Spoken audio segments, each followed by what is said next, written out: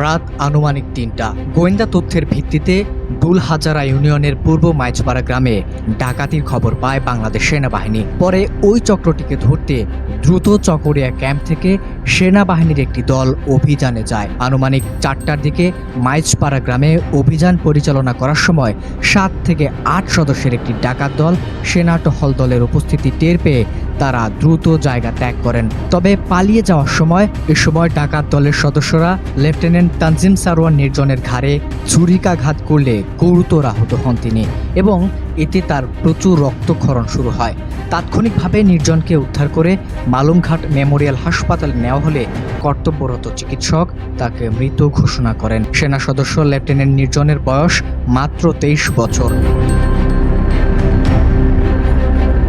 অপরদিকে লেফটেন্যান্ট তানজিম সারোয়ার নির্জনের বাড়ি টাঙ্গাইলে নেমে এসেছে শোকের ছায়া। পাবনা ক্যাডেট কলেজ থেকে উচ্চ মাধ্যমিক শেষ করে ৮২তম দীর্ঘমেয়াদী কোর্সের মাধ্যমে বাংলাদেশ মিলিটারি একাডেমিতে ২০২২ সালের জুনে আর্মি সার্ভিস করে কমিশন লাভ করেন তিনি। তার মৃত্যুতে বাংলাদেশ সেনাবাহিনী গভীরভাবে স্মরণের পাশাপাশি তার শোক সন্তপ্ত পরিবারের সদস্যদের প্রতি সমবেদনা জানিয়েছেন।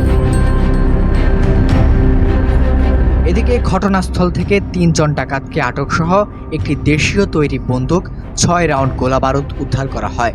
এছাড়া ডাকাত সন্দেহে আরও ৩ জনকে আটক করা হয়েছে।